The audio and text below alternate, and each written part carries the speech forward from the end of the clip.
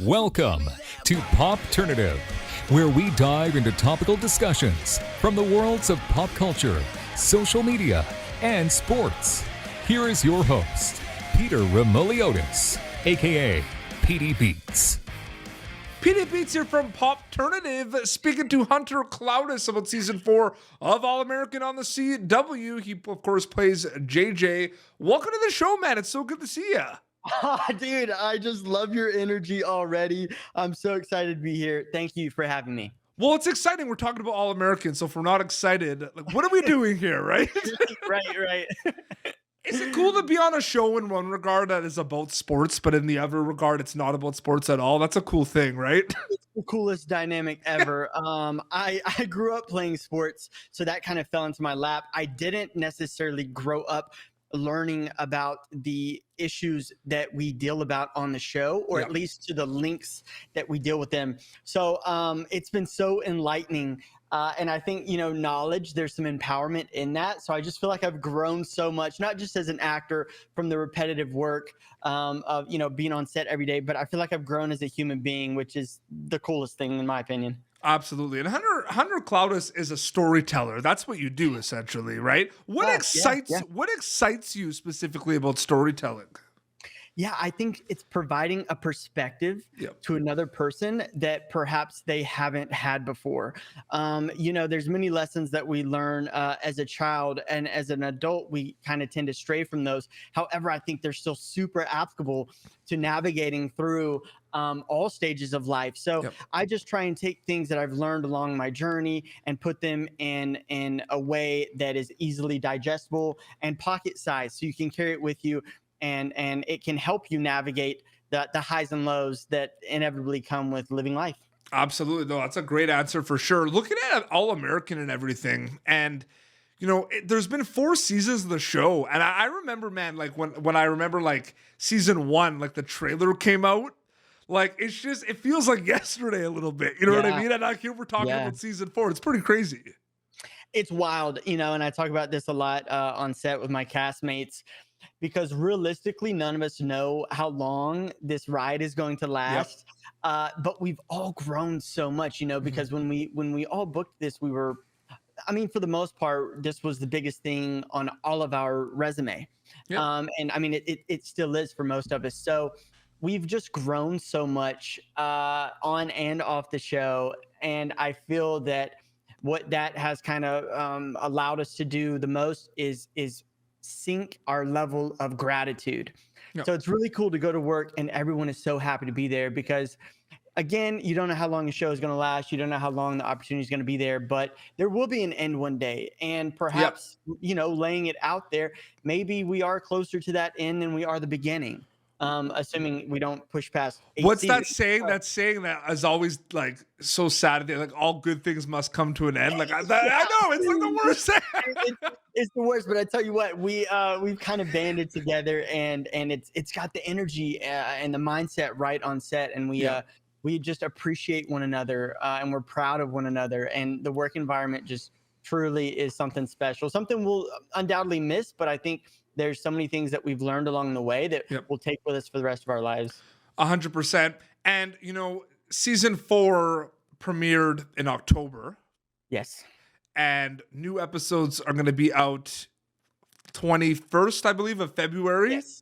Correct. Oh, I got the dates right away. That's awesome. Let's go. Fire up. I'm glad you didn't ask me, because I would have been like, Is that also, man, I do a lot of interviews. I interview a lot of amazing storytellers like yourself. Is that a misconception too, where like people think like you all know what's going on all the time?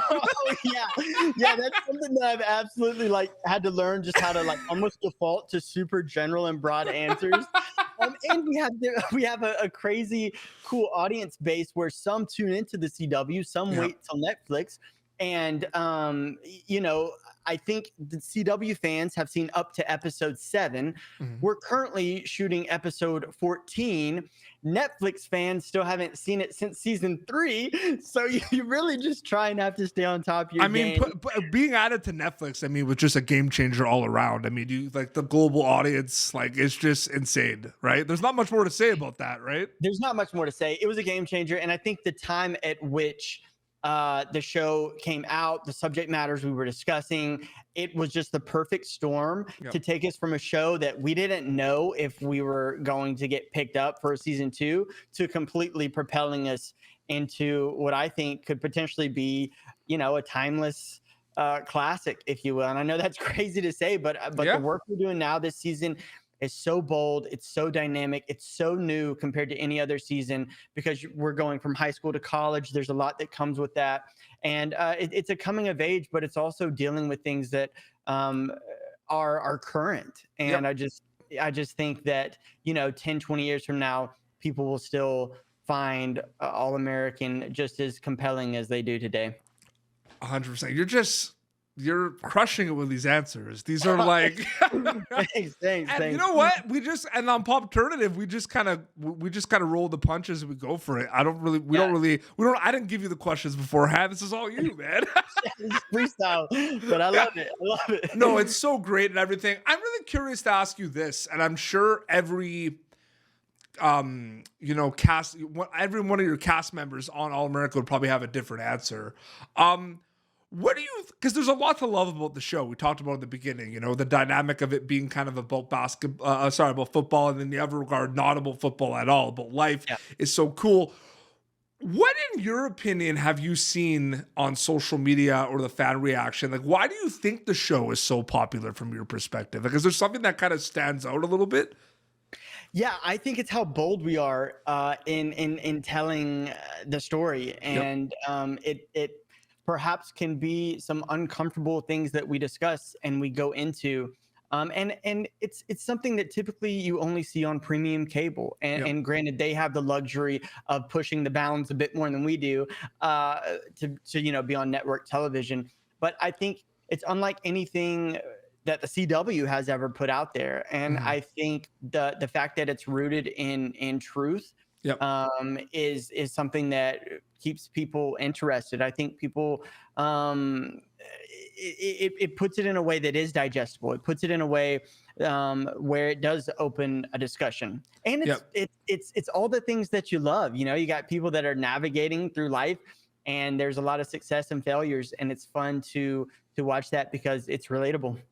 I agree 100%, and it's one of those things too where it does a really good job, I feel like, of the growth and the arc of a lot of the characters. And you look at your character too, it's really cool to see on All American specifically. Like, it's really awesome to see. Yeah. Just to speak to that briefly, man, season 4 is just it's so exciting. It's so exciting, and I know a lot of people haven't seen all of it, or they're at least not where we are as far as our shooting schedule. But it's hands down my favorite season. I just think that the writers are really, and that's great to hear, right? Because you strive every season to make it better and bigger, right? Like, that's the goal, right? That's the goal. So to have the writers giving us the opportunity to really make our characters our own, because they realize at this point, and they respect the fact that we've lived in these characters for 2-3 years. That is a long time. And I'm so freaking grateful, because again, not every project do you get to know your character to that extent, to that level. Because on a film, you're 2-3 months and then it's on to the next. With most shows, they don't always go on these long runs, but to have had the opportunity to live as JJ Parker for this long, I just know him. I know him. And it's so cool because I go to work and I don't have to act anymore. I just get to live truthfully as who JJ Parker is. And it just makes everything so easy. The chemistry is amazing. And I'm just, again, I know some things that you don't yet, and I'm just so pumped. Do you find that's like the hardest thing? Like, I do interviews sometimes, and like people send, like, the networks send me like the screeners of shows before they come out, and we do the interview, and it's the weirdest dynamic, man, because like myself and the person I'm interviewing like know what's happening, and we're like, we want to talk about it, but like, it's so hard. Yeah. It's like you have a Christmas present for someone, and it's not Christmas yet, and you really want to give it to them, but you can't. It's one of those things. And I remember, like, back in season 3, There was a lot. I fortunately get a lot of love and support on social media, but every now and then you'll have people who say things that aren't the nicest. Perhaps they mean it in a kind-hearted way. It's hard, you're picking up text cold, so it can get misread. I always try to give people the benefit of the doubt. Nonetheless, season 3, I had a bit where I was going for the QB1 spot against Michael Jordan Baker. And the comments that I'd be getting when I'd post on social, some of them would be like, "Oh, JJ, he needs to be the quarterback. He's the best." Some people would be like, "JJ needs to go back to defense. He sucks at quarterback." Mind you, I knew what ended up happening. I knew that we went to the state championship, and I knew that we split time as quarterback. So I knew all these things.